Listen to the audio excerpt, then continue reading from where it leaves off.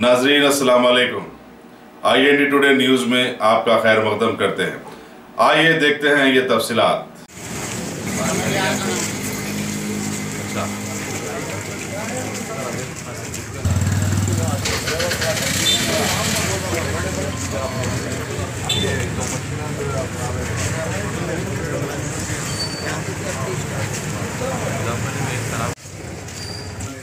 candidate అవసరం ఉంది ఆ ఇనిషియల్ అది పోలింగ్ ఏజెంట్ కాదాయన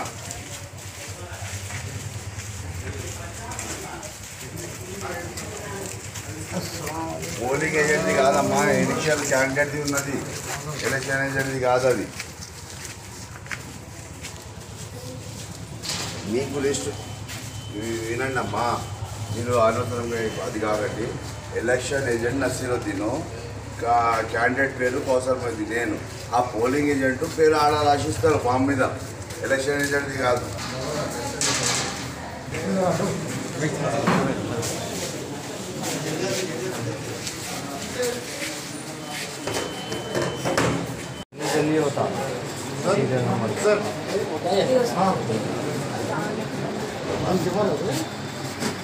ఇది అసలు రాని